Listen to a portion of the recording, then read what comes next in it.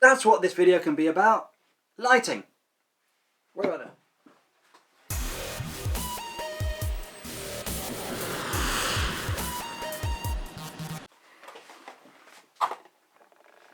There we go. InnoFlyer. Now, InnoFlyer is a company that I've only just come to know. However, they've been able to resolve all of those problems that normally cause headaches when setting up or looking for a lighting system.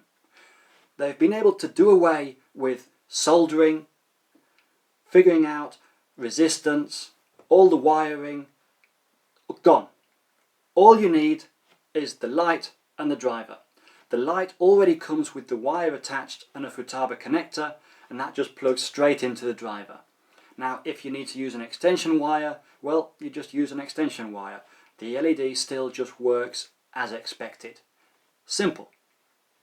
Why couldn't that have been done years ago?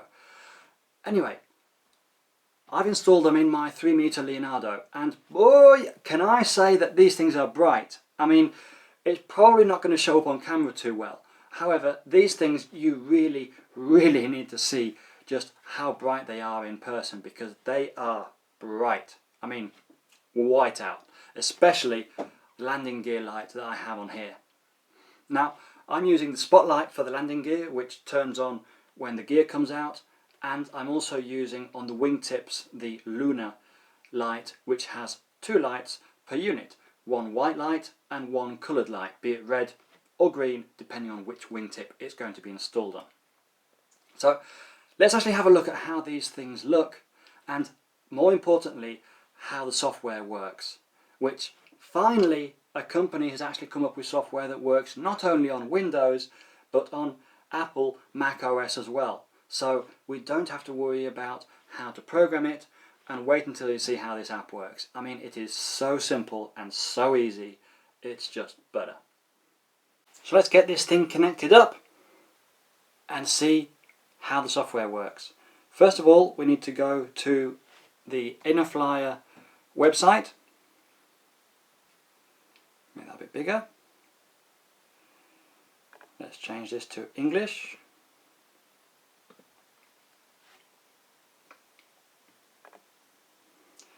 And we can go into support, where we can download the software for Mac OS.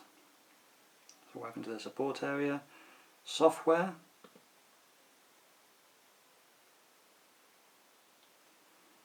Mac OS application, light cockpit software. There we go. That's downloading. Okay, that's downloaded. I'm going to open up Light Cockpit V2.2.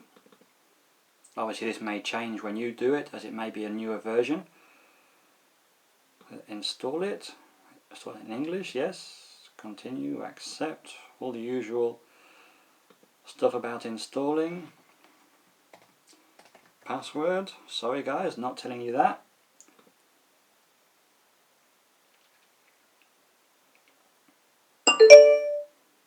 Good, nice. That means we're installed, good to go. We'll delete the installer, yes. Now if you're doing this on Windows, it'll be a very similar procedure.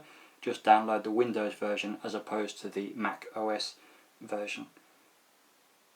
So now that's installed, let's go in and launch the Light Cockpit software. Here we go. Just give that a second. So here we have InnoFlyer's Light Cockpit for their controllers.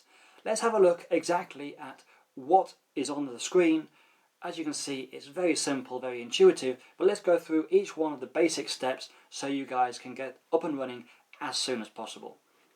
So first step is to make sure that you're actually connected to the controller, to the light driver, which you can do via the top right hand corner where you have the green USB symbol. If you leave the mouse over it, it'll say device connected, or if it wasn't connected it would be in red and obviously it would say disconnected. Over to the opposite top corner we have light condition 1, 2, 3, 4 and 5.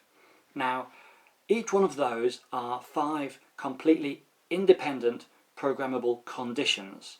So this particular controller has outputs for 5 LEDs. You can of course connect more LEDs, but each one of those outputs will obviously be one setting. So if you have two LEDs on one output, both of those LEDs are going to have the same functions and settings. So each one of those 5 conditions is set from 0, minus 50, minus 100, plus 50 and plus 100. So on your transmitter, when you have a 3-position switch or a slider, so you can use all 5 of those positions, depending on where that position is, it will be on one of those 5 settings.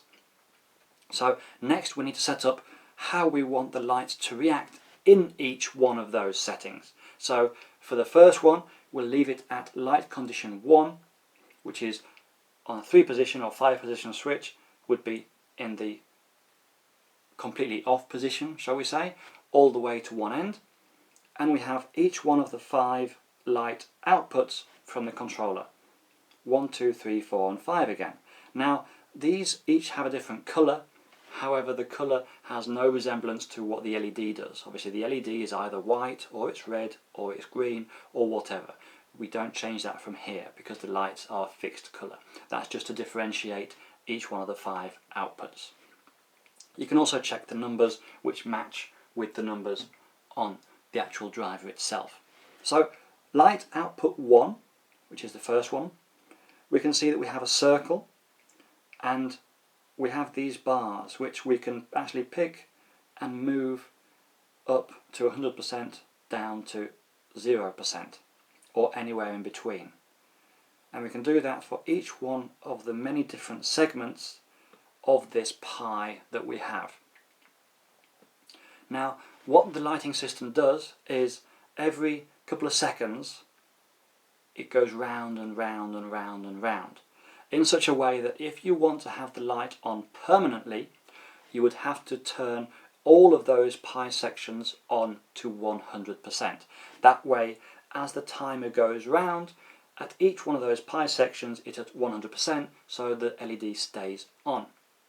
If, however, we wanted it to flicker, depending on how we wanted that to react, we'd simply move these accordingly. So if we had that set like that, so we have a full quarter of that pie lit up and then 3/4 off, then the light would be on for 1/4 of that time duration. So it would flicker once, wait,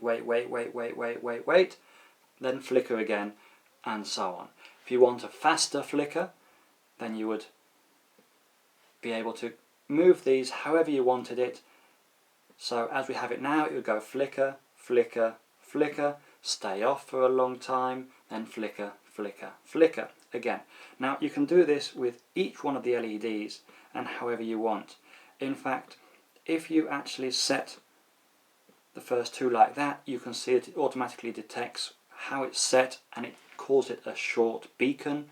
Or if you have it set to just the 1, it's a strobe light where it just flickers once real quick, then waits for a while and flickers again.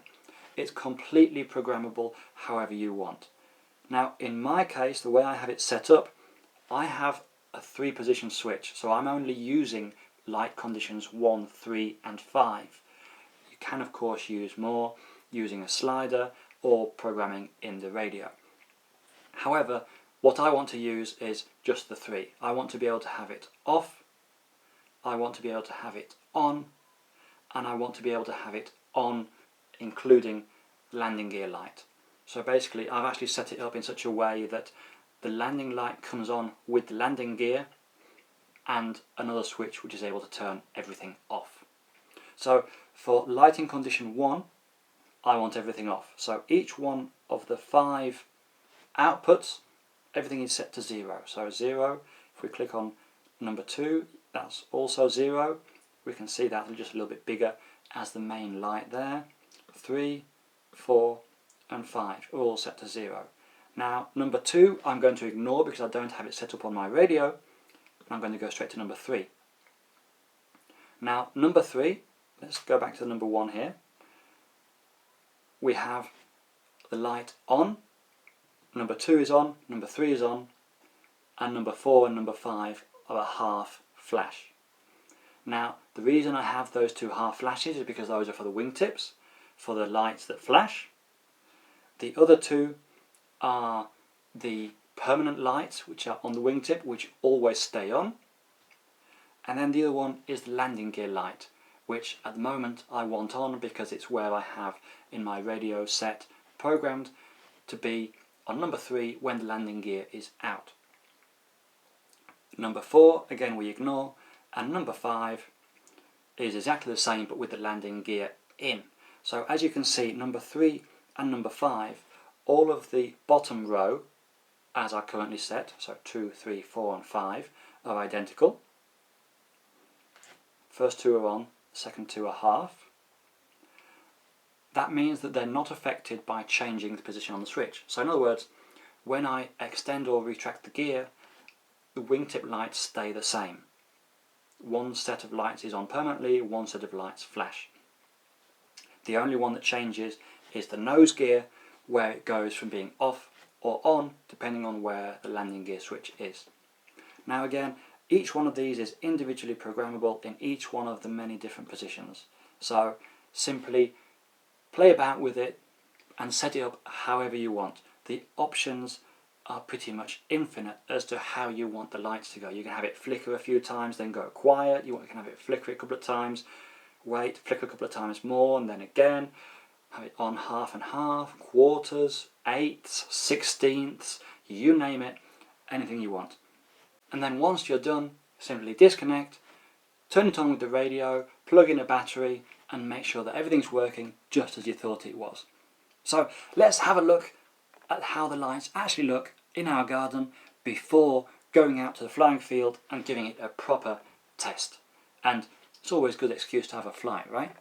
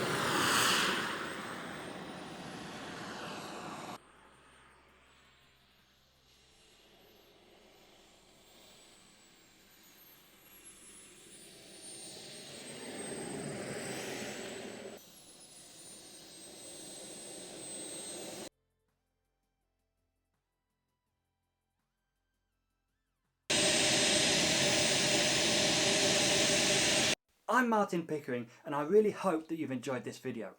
If you did, leave a like and hit that subscribe button. Subscribing is free and just means that you'll get notified whenever I upload future videos.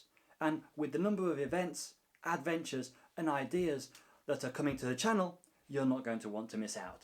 So hit that subscribe button, and again, thanks for watching, and I'll see you in the next one.